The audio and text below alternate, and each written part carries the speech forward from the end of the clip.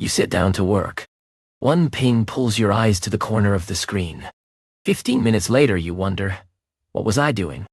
If that feels familiar, you're not alone, and it's not your fault. Our world is designed to break your attention, but there is a way to protect it. Welcome to Better Self, where we help you grow as a person while improving your English.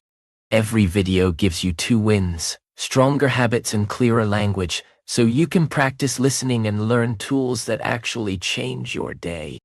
Today, we focus on deep work, the skill of focusing without distraction on a hard, important task.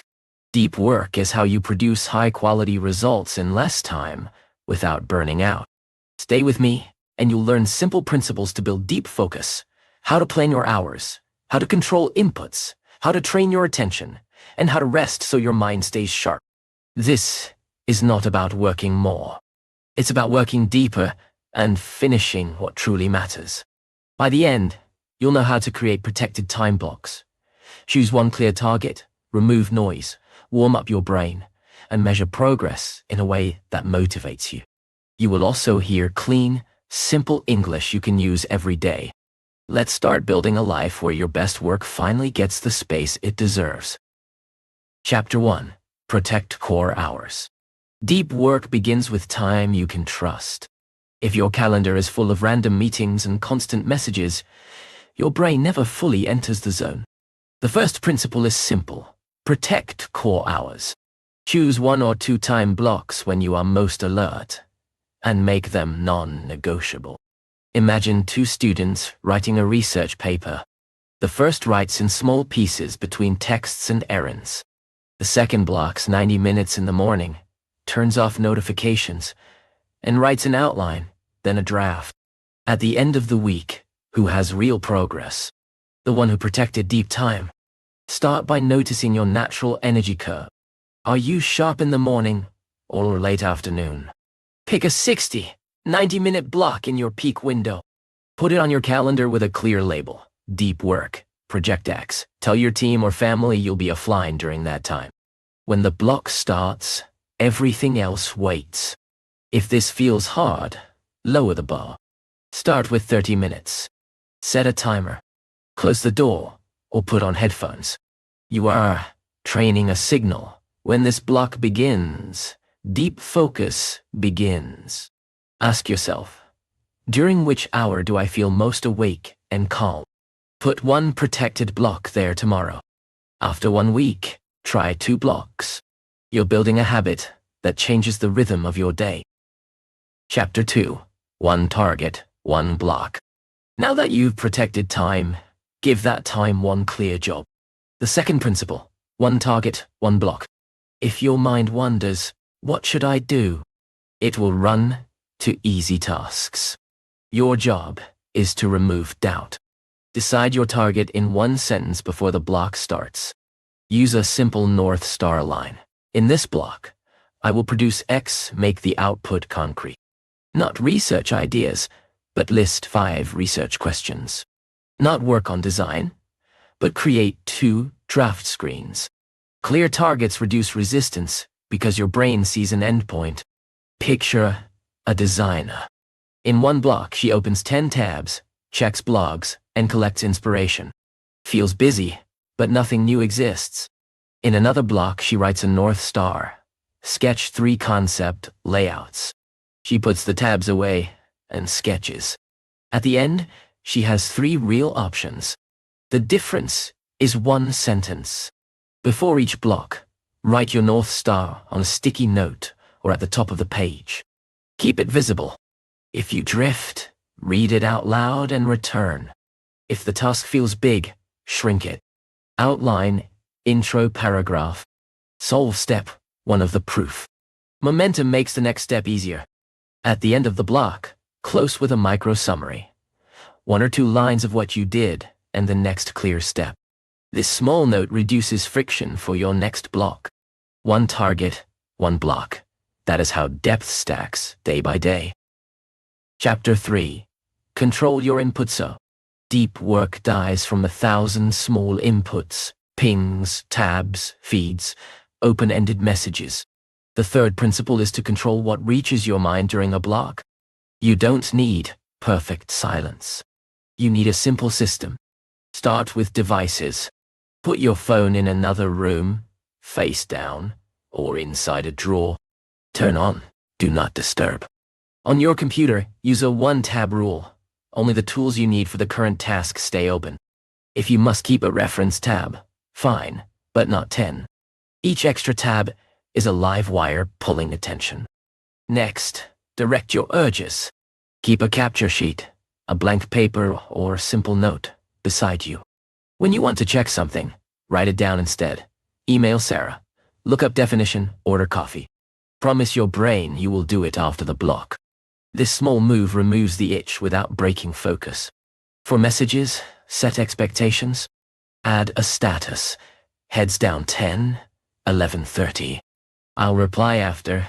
People respect boundaries when you make them clear. If you work in a noisy space, headphones and a simple playlist can be your portable wall. Ask yourself, which input derails me first? Phone, email, or the web? Limit that one today during your next block. Pick one rule, not 10. Maybe it's airplane mode for 45 minutes. Maybe it's a sight blocker. Any friction you add to distractions is friction you remove from resistance. You are not trying to be perfect. You are creating conditions where your best work has a fair chance. Chapter 4. Design the work zone. Your environment can either invite focus or fight it. The fourth principle is design the work zone. This is not about a fancy office. It is about signals and friction. Signals tell your brain, now we go deep. Friction makes distractions just a little harder. Create a simple ritual space. Clear your desk of anything not needed for the current task. Put your tools in reach: notebook, pen, water. Choose one anchor object, a lamp you switch on, a specific playlist, or a pair of deep work headphones. When the anchor is on, everyone, including your brain, knows what that means. Now add friction to temptations. Move your phone away. Sign out of fast switch accounts. Use full screen mode to hide visual noise. If the kitchen pulls you, prepare a drink before you start. If neighbors distract you, face a wall. Even small changes help, because they remove micro-decisions. Consider the portable sanctuary idea. Pack a deep work kit, earphones, charger, sticky notes, and a compact keyboard if you work on the go. Then any quiet corner can become your zone within a minute.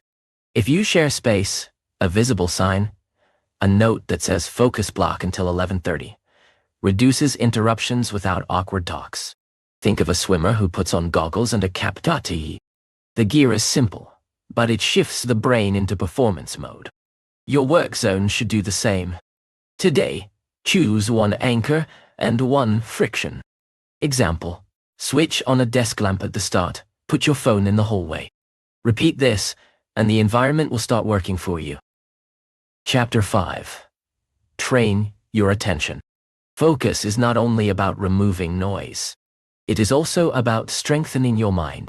The fifth principle is train your attention. Like muscle, attention grows with practice. You don't need hours. You need clean reps, moments where you notice distraction and return to the target. Start with a depth ladder. Use timed intervals that stretch you a little. Try 25 minutes focused, 5 minutes off. Do that twice, then try 40-10. Next week, try 60-10. The numbers are not magic. The growth is. Your brain learns to stay with effort, then relax. Use a simple return cue. When you drift, say in your mind, back. Then bring your eyes and hands to the exact place of work. The cursor, the line, the diagram. This removes the guilt loop. You are not bad at focus. You are training focus, one return at a time.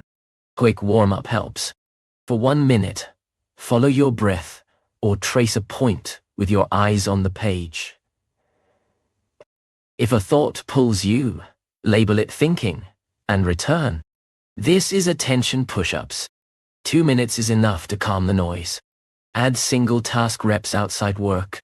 Make tea without checking your phone. Walk for 5 minutes, noticing 3 sounds. Read 2 pages with your device in another room. These tiny drills improve your ability to stay with one thing. Notice how you feel after a good focus rep, a small hit of clarity, a bit more calm. That feeling is your reward. Keep the reps short, and you'll want to come back tomorrow. Over time, your attention will carry more weight with less effort. Chapter 6. Start and Stop Rituals. Depth depends on clean beginnings and endings. The 6th principle is use start and stop rituals. A start ritual removes friction. A stop ritual protects rest and preserves momentum for next time. Try a 3-minute start routine. Step 1. Open only the files you need. Step 2. Write your North Star sentence at the top of your page. Step 3. Make a micro outline, 3 bullet lines or a quick flow of steps. Then, press start on a timer. By the time the timer runs, you are already moving. To beat resistance, use a countdown. 3, 2, 1, begin. It sounds simple, but it works because you replace debate with action. Another trick. Write the first ugly sentence. Quality can come later. Starting is the gate to depth, not perfection. Now, close the block with a stop ritual.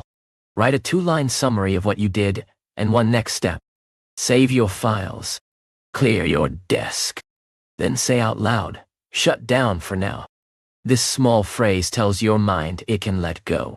When you close well, you rest better and return smoother. If worry likes to follow you, keep a parking lot list for the next block. Put loose ideas and questions there. Now your brain doesn't need to hold them overnight. Ask yourself, which tiny ritual would calm my mind the most? Countdown, micro outline, or shutdown phrase? Pick one and start today. A good ritual is like a key.